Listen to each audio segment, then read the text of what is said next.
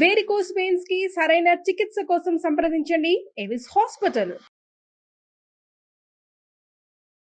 నమస్తే రమగారు. నమస్తే జయ. రమగారు, మనుషులు పలు రకాలు కదా. చాలా కొత్త కొత్త వ్యక్తుల్ని, కొత్త మనస్తత్వాల్ని అందరూ ఎక్స్పీరియన్స్ చేస్తారేమో బహుశా. భలే డిఫరెంట్గా ఉంటారండి. తమకు నచ్చినంత వరకు ఓకే, కాస్త తేడా వచ్చిందంటే చీల్చి చెండాడతారు. ఆ గోడుని 100 మంది దగ్గర వెళ్ళబోసుకుంటారు.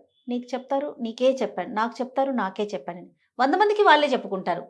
మళ్ళీ ఎక్కడైనా వాళ్ళని ఎవరైనా అడిగారనుకోండి, నేను నీకే చెప్పాను నాకే చెప్పాను నువ్వే చెప్పుంటావు. ఇది ఒకటి. ఏదన్నా ఇష్యూ వచ్చిందంటే అంటే తము మాత్రం అందరి మీద మాట్లాడొచ్చు, అందరి దగ్గర మాట్లాడొచ్చు. తమ గురించి ఎవరైనా ఎక్కడైనా మాట్లాడితే తిట్లు శాపనార్థాలండి. దేవుడా, వీళ్ళకి నిజంగా పవర్స్ ఉంటే ఏమైపోతారా ఎదుటి వాళ్ళు అనిపిస్తుంది. ఆ రేంజ్లో తిట్టేస్తూ ఉంటారు. పిల్లల్ని పెద్దల్ని అందరినీ ఎంచుతారు. ఉసుర్లు అంటారు, అదంటారు, ఇది నానా రకాలుగా. అంటే ఓర్చుకోలేకపోతారేమో అనిపిస్తూ ఉంటుంది నాకు. మోస్ట్ సెల్ఫిష్ కదండి. అంతే. కానీ చాలా కష్టం కదా రమ్మగారు. సెల్ఫ్ సెంటర్డ్ జయ. నేను అనుకుంటా వీళ్ళకి పని పాట ఉండదు, చేతి నిండా పని లేక, నెత్తి మీద బాధ్యతలు లేక, సమాధానం చెప్పవలసిన అవసరాలు లేక, అస్సలు ఎక్కడ సమాధానం చెప్పక్కర్లా. దాంతో వీళ్ళు ఇలాగే ఉంటారు. ఎప్పుడు వీళ్ళకి తేడా వస్తుంది, సొంతానికి మొహం పగిలిపోతే వస్తుందేమో. అప్పుడు కూడా రాదు జయ. కింద పడ్డా మాదే పై చెయ్యి అంటారు, అప్పుడు రాదు. అది వాళ్ళ గొప్పతనమే అనుకుంటారు. పళ్ళు రాలిపోయినా బుద్ధి రాదమ్మా. ఏంటంటే ఇది వ్యక్తులలో తేడాలు జయ. ఇవన్నీ ఇప్పుడు మనమే ఏదో చేసాం చిన్నది అంటే, ఇప్పుడు మన ఇద్దరం మాట్లాడుకున్నాం అనుకో, ఏదన్నా ఒక విపరీతమైన మ్యాటర్ నేను ఇంకొకరికి షేర్ చేసేదాన్ని, అది బయటికి వెళ్ళిపోయింది. ఈ ఈకలన్నీ బయటికి వెళ్ళిపోతాయి. ఏముంది, గాలి గాలి వేస్తే పోతాయి, అంతేగా. ఎప్పుడైనా అది మళ్ళీ ఎదురు తిరిగి మన దగ్గరికి వచ్చినప్పుడు, మనం మళ్ళీ దాన్ని ఫేస్ చేయాల్సి వచ్చినప్పుడు మనకి జనరల్గా బుద్ధి రావాలి లెక్క ప్రకారం. ఇది చేయకూడదు, ఇది తప్పు, ఇది తప్పు. మానరు అయినా సరే 4 రోజులు ఊరుకుంటారు. బాబాయ్ నాకెందుకు వచ్చింది, పైకి అంటుంటారు నాకెందుకు వచ్చింది, ఏం చెప్పినా నెత్తి మీదకి వస్తుంది అని మానేస్తారు. మళ్ళీ ఒక నెల 2 నెలలు అయ్యేసరికి పాత పడిపోతుంది. వీళ్ళు ఒరిజినల్ అది బయటకు వచ్చేస్తుంది. ఒక్కొక్కసారి వీళ్ళే రోడ్డు మీద పడిపోవాల్సి వస్తుంది. వీళ్ళు రోడ్డు మీద పడిపోగానే ఏమనిపిస్తుంది, నేను ఎంతో మంచిదాన్ని, నేను అమావాస్య నాడు అట్టే టైం పున్నన్నాడు పప్పేసాను, ఇంత బాగా చూశాను, ఎంతో బాగా ఉన్నాను, వీళ్ళు నాకు ద్రోహం చేశారనిపిస్తుంది. నువ్వు నోటితో చేసిన ద్రోహాలు అవన్నీ ఎలాగో ఉంటాయి. వ్యక్తులు వాళ్ళల్లో వాళ్ళకి మార్పు తెచ్చుకోవాలి జయ. ఇదేమి సుఖానికి రాదు, అస్సలు సంతోషానికి రాదు, పరువు తక్కువ, బయటపడిపోతాం. చివరికి ఇది మన క్యారెక్టర్ అని రాయబడుతుంది. మీరు ఇంతేనంటారు, అంతేగా. ఆవిడ అంతేనని చెప్తారు, పోనీ ఆయన అంతేనంటారు, వాడు అంతేరా, వాడు అలాంటి వాడే. ఇక ఇప్పుడు నువ్వు అంతే, నువ్వు నిజానికి అలాంటిది కాదు, నీకు చాలా మంచి లక్షణాలు బోల్డ్ ఉంటాయి నీ దగ్గర. నువ్వు చాలా తెలివై ఉండొచ్చు, నువ్వు చాలా పనిమంతతనం ఉండొచ్చు, మంచి అద్భుతమైన వ్యాపారపు దృక్పథాలు ఉండొచ్చు, నీకు మంచి బిజినెస్ చేసి ఉండొచ్చు, నువ్వు హెల్ప్ఫుల్గా ఉండొచ్చు, ధర్మమైన ప్రవర్తన కూడా నీకు ఉండొచ్చు. కానీ నోరు వదిలేసే గుణంతో అవన్నీ పోయి ఈ మచ్చ పెద్దదైపోతుంది. క్యారెక్టర్లో ఇబ్బందులు ఇవి చిన్నప్పటి నుంచి అలవాటు అవుతాయి జయ. పిల్లలు గాసిపింగ్ చేస్తుంటే ఒప్పుకోకండి. వాళ్ళ సంగతులు వీళ్ళ సంగతులు చెప్తారు ఇంట్లో, వాళ్ళ మమ్మీట వాళ్ళ డాడీట వాళ్ళట వీళ్ళట, అలాంటివి ఒప్పుకోవద్దు. ఏదైనా సందర్భం వచ్చినప్పుడు చెప్పాలి. ఇప్పుడు నువ్వు వాళ్ళ గురించి ఎలా చెప్తున్నావో నీ గురించి కూడా వాళ్ళు అట్లాగే చెప్పుకుంటారు, అలాగే వస్తుంది కదా. చెప్పకూడదు, మనం మాట్లాడుకోకూడదు, పిల్లల్ని చెప్పనివ్వకూడదు, మంచిది కాదు. ఇది గాసిపింగ్. ఇప్పుడు నీకు ఏ ఏజ్కి అర్థమవుతుంది, 8th 9th క్లాసులకు వచ్చేసరికి పిల్లలకి నో గాసిపింగ్ అనేది మనం చెప్పచ్చు. గాసిప్స్ అర్థమవుతాయి వాళ్ళకి, అర్థమవుతుంది ఆ పదం, స్కూళ్ళల్లో తెలుసుకుంటారు. అవును. దీనివల్ల ప్రాబ్లమ్స్ వస్తాయి. మనం ఎవరింటికైనా వెళ్ళామనుకో, లేదా మన పిల్లలే ఎవరింటికైనా వెళ్ళారు, ఊరు వెళ్తాము, ఎక్కడికైనా వెళ్తాము, అక్కడ ఎవరిదైనా ఏవైనా ఆడ్ బిహేవియర్స్ చూస్తాం మనం, వాళ్ళు అంతే అని ఊరుకోవాలి, అక్కడ అలా అని ఊరుకోవాలి. దాన్ని తెచ్చి ఇక్కడ చెప్పకూడదు. పిల్లలు ఏం చేస్తారంటే సరిగ్గా పెట్టలేదని, సరిగ్గా పని చేయించారని, వాళ్ళ ఇంట్లో అదేదో బాగులేదని అలాంటివి ఇళ్లలో చెప్తారు తెచ్చి. మా పిల్లాడు వచ్చినప్పుడు నువ్వు బాగా చేయలేదని తల్లులు ఎప్పుడు అడుగుతారండి.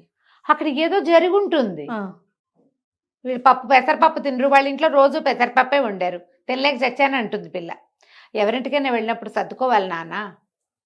అసలు చెప్పడాన్నే ఎంకరేజ్ చేయకూడదు. చెప్పడానికి మళ్ళీ encourage తిప్పి చేయకూడదు. అడుగుతారు రమ్మగారు. అడుగుతారు. అది తిప్పి ఎంత పెయిన్ఫుల్లో కదండి. అవును. చాలా ఇబ్బంది అండి. అదేంటి మనం మామూలుగానే ఉన్నాం కదా. ఇంకొకసారి ఏమనిపిస్తుంది అంటే వాళ్ళు వచ్చినప్పుడు వాళ్ళకి ఒళ్ళు దగ్గర పెట్టుకోవాలి మనం. బాబు నీకు ఇష్టమైన నువ్వు తింటావా ఒళ్ళు దగ్గర తింటావా? పెట్టుకోవాలని మీకు అట్లా అనిపిస్తుందేమో. ఆ. రెండోసారి అన్నం కూడా పెట్టబుద్ది కదా రమ్మగారు.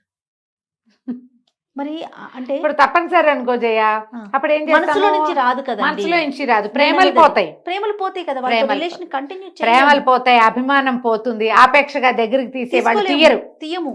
తీరు.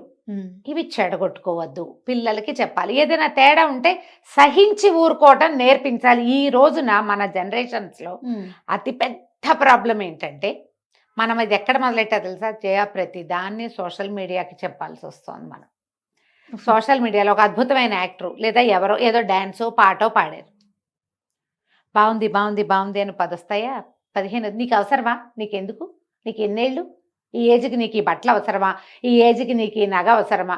నువ్వేవిడివి వాళ్ళెవరినో అనడానికి? అది వాళ్ళ ఇష్టం. వాళ్ళ ఇష్టం. నీకు నచ్చితే చూడు, లేకపోతే మానేసి.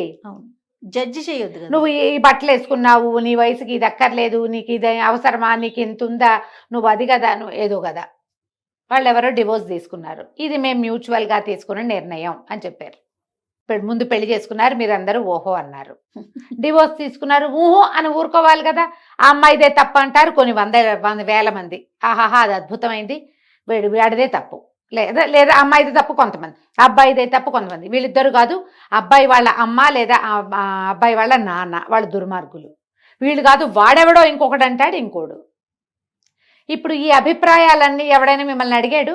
మీ అభిప్రాయానికి ఏమైనా విలువిందా? మీ లోపల ఉన్న చేదంతా మీరు బయట పెట్టుకుంటున్నారు కాదు. అంతే.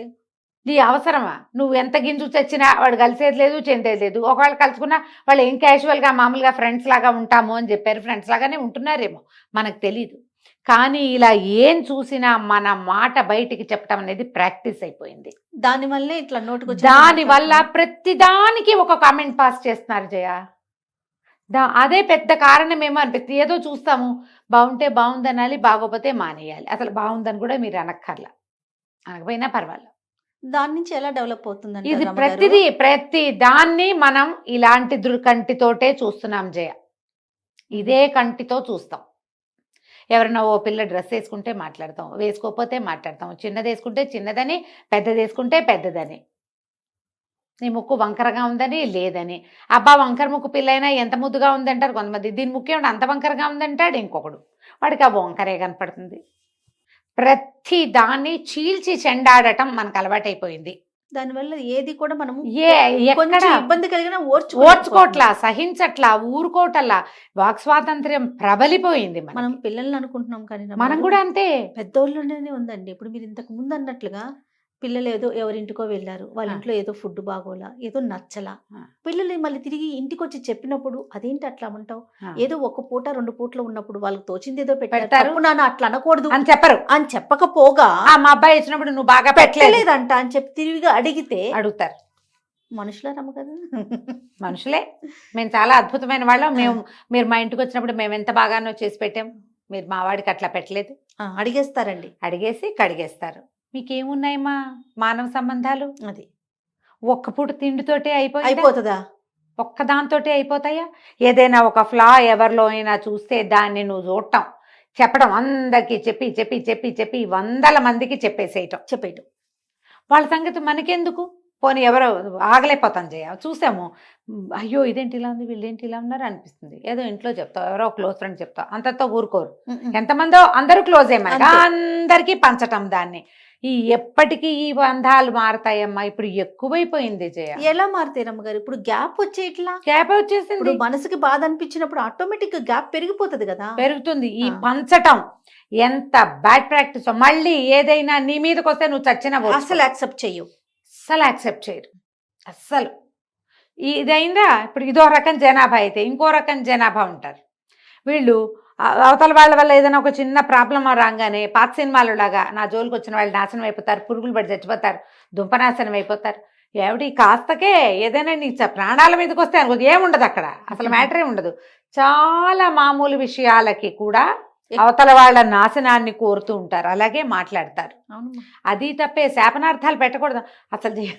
మా ఇంట్లో పిల్లలు మా వాళ్ళు ఒరే అట్లా చేస్తే ఏం బాగుంటుందిరా అంటే, అమ్మ శాపనార్థాలు పెట్టకు, నువ్వు ఏం బాగుంటుంది అంటే అదే బాగుంటుంది, బాగుండకపోతే పోతుంది, నువ్వు మాత్రం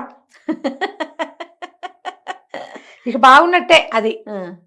అవన్నీ ఏదో వంట చేస్తాడు మావాడు, అవన్నీ వేస్తే ఏం బాగుంటుంది, పంచకోళ్ళ కషాయంలాగా ఏడ్చినట్టు ఉంటుందంట. నేను అంటే అమ్మ నువ్వు శాపనార్థాలు పెట్టుకున్నా వంటకి అయిందా. ఇప్పుడు మన దగ్గర మన భూషణ్ ఉన్నాడు, అదే భూషణ్ అలా పెట్టారేంటంటే మేడం తిట్టారు అంటాడు, అలా పెట్టారేంటి అంటే చాలు తిట్లు మనకి. ఒట్టి వాక్యం, తిట్లంటే ఏమిటవి ఇవేనా, ఇవే ప్రశ్నలు లేదా ఒక కన్క్లూషను.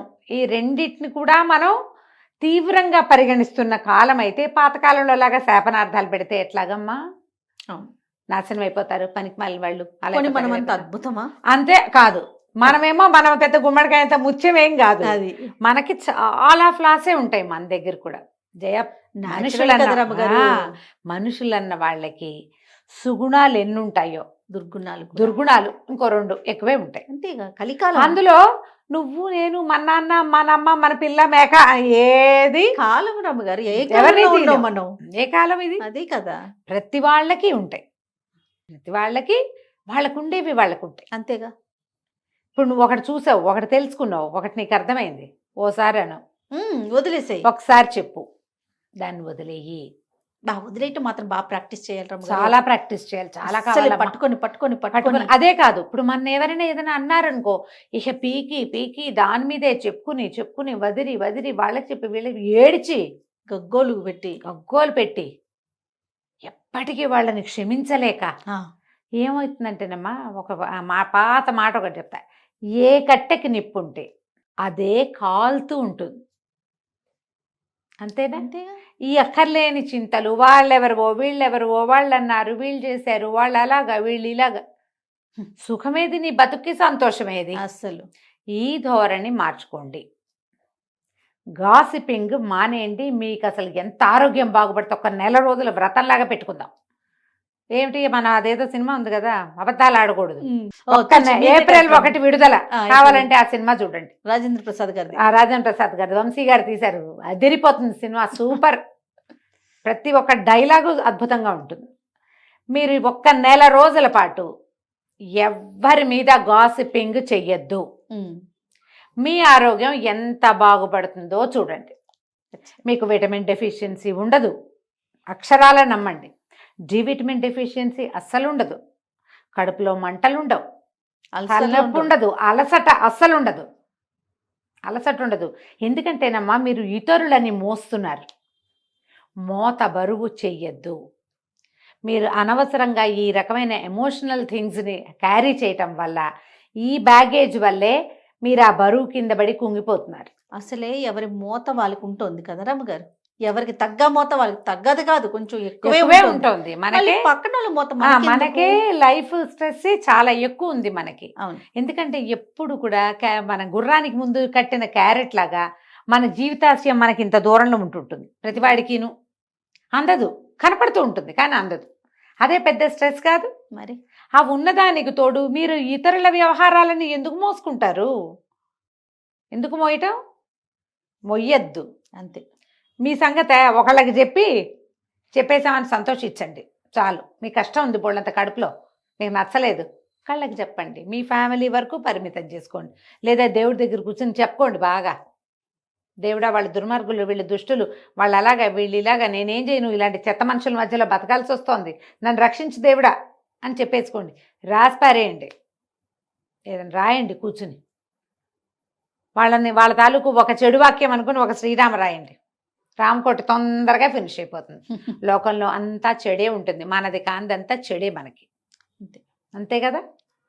కాబట్టి ఇలాంటి ధోరణితోటి ఉండండి అమ్మా, ఆరోగ్యాలు పాడు చేసుకోకండి. ఇవాళ రేపు వస్తున్న మెంటల్ స్ట్రెస్లో 50% ఇతరుల వల్ల వచ్చేదే, అంతే. వాళ్ళ వల్ల రాదు, వాళ్ళని గురించి మనం ఆలోచించడం వల్ల వస్తుంది. అవి మానేసేయండి. రైట్. నమస్తే. నమస్తే జయ.